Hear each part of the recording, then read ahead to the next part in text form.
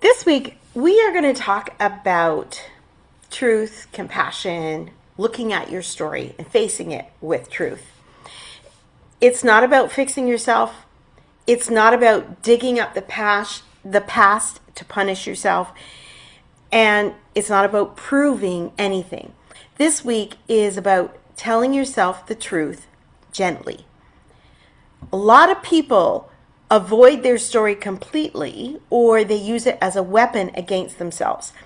For example, they replay their past moments with food, with dieting, with weight loss, and their body image as proof that they have failed. Other people close the door on the past and just say, I don't want to look at this anymore. But avoidance and self-attack do not lead to healing. Healing begins when you are willing to honestly look at your story without being cruel to yourself. And that's going to be the heart of this week's lesson. I want you to think of your life as a book, not a highlight reel where you're looking at all the good things or all the bad things. It's not a list of regrets. It's just a book. Some chapters are full of growth and pride in a good sense. Others are confusing and maybe painful.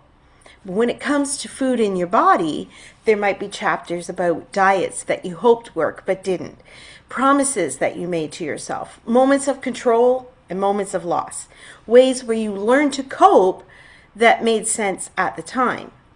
So this week, we're going to open that book, not to judge it, but to read the book with honesty and care. The prayer, "Search me, O God, and know my heart," is not an invitation for us to condemn ourselves or for God to condemn us. It's an invitation to truth with safety. You're not putting yourself on trial.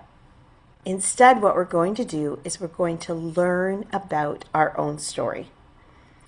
And it's normal if you feel some resistance. You might be saying, I don't want to revisit old mistakes. I don't want to rehash it up. I should be past this by now. I'm afraid of what I'll feel if I open that book.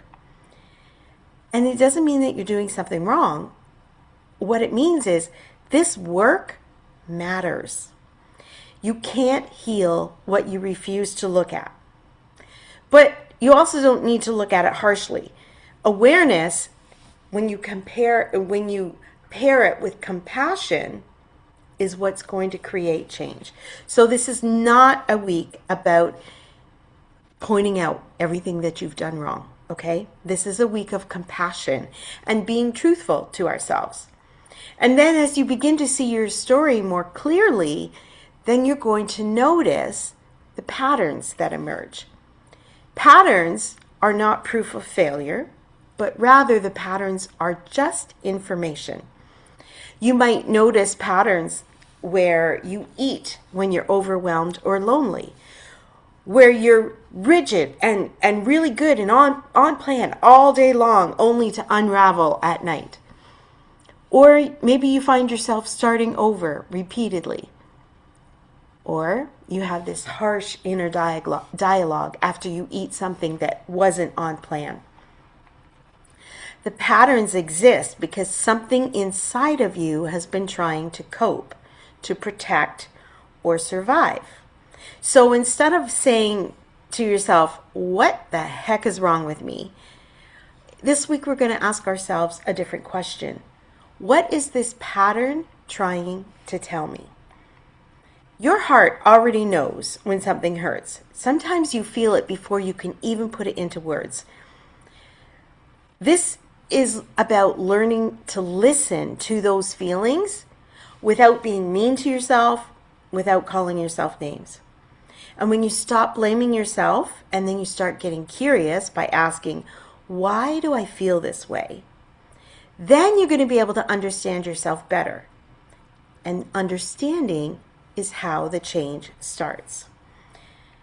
So one of the first things you got to do is let go of the shame. Shame is one of the heaviest things that we carry, especially when it comes to our relationship with food and our body. I know I've done it. I've looked in the mirror and I've said to myself with disgust, why did you let yourself get this way? That doesn't motivate me to do any better. Shame sounds like I should know better. This proves I'll never change. If I were stronger, this still wouldn't be an issue. If I worked harder, if I wanted it more, it wouldn't be an issue. And like I said, it doesn't help you get better. It just makes you feel even more stuck. And quite honestly, you feel worse about yourself. The good news is this week, we're not judging ourselves. Letting go of shame doesn't mean pretending the past didn't happen.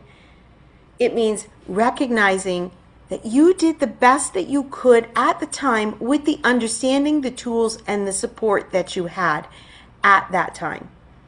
It doesn't mean that you're weak. It means that you're human. When you tell yourself the truth about what happened and then treat yourself with kindness, the shame begins to lose its power. So meet yourself with compassion. Many people understand compassion for others, but they struggle to give it to themselves. You guys are great at showing me compassion when I've been struggling, but you struggle to give yourself compassion when you've been struggling. You might notice thoughts like, I don't deserve kindness after what I've done to myself. If I give myself too much grace, then things will never change. But compassion is not permissiveness. It is not giving up. Compassion means responding to yourself without punishment, without judgment. It sounds like, yeah, that was hard. No wonder I struggled. I'm still learning. And compassion creates safety. And then safety is what allows change. This is a practice. Judgment is automatic for, I'm going to say, most of us. Compassion, that takes intention. And every time you choose kindness over criticism, you're creating a new, safe inner space, new neural pathways. And healing grows best in a place that feels safe. So this week is an important step of release. And I want you to know this does not have to happen all at once. We're going to write our own release letter. You don't have to sit down and write the full letter in one go. And I want you to just take a deep breath and calm your brain, because it's not as hard as what it sounds like. You don't need to know exactly what you're going to say yet. This week's daily journal questions are going to help you gently name the things that you're ready to let go of, one small piece at a time. So trust the process in the daily journal prompts, okay? And then as you move through the week, you might notice certain thoughts, feelings, or themes that keep repeating. Those are clues. It's not failure. Those are clues. And by the time you reach this step, much of what needs to be released may already be written across your journal pages. It's also not about perfect wording.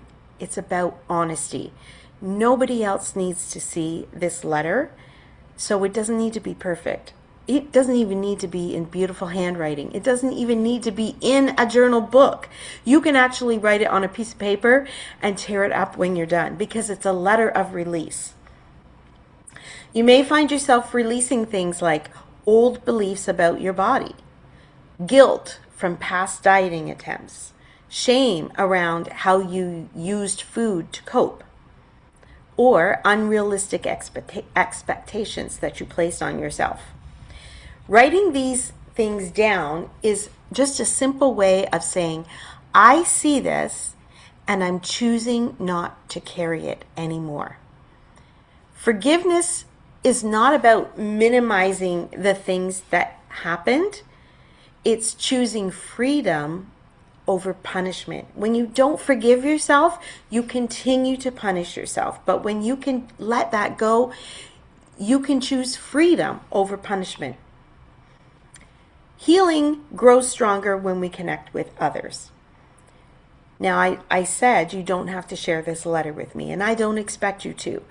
But if you can share even just one insight, one aha moment, one oh wow moment, whether in writing or out loud, that helps you feel less alone.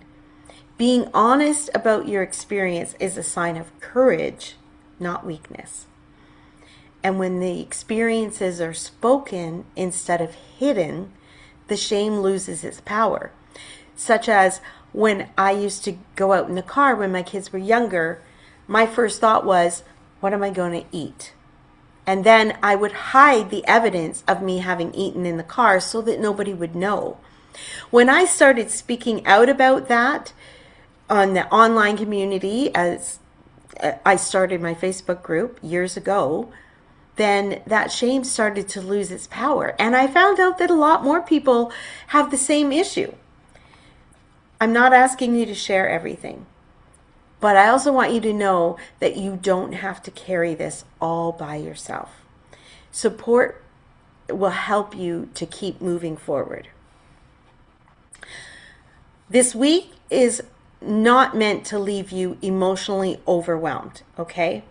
What this week is for is to help you have a clearer outlook on things. It's about, what did I notice about myself? What patterns stood out? What shifted in how I speak to myself?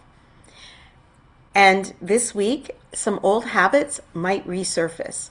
That doesn't mean that what we're doing is failing. It just means that change is practiced, not perfected. So be still and trust what you're learning. Don't look at some old habits resurfacing as failure. You're learning a little bit at a time. Facing your story with compassion is not a one-time exercise. It's a way of relating to yourself moving forward. And each time you choose honesty without cruelty, then that takes you another step towards freedom. And freedom is what we're all looking for, isn't it? So do the journal prompts this week. Take your time with it. Follow and trust the process. And then if you have an aha moment, please feel free to share it with me.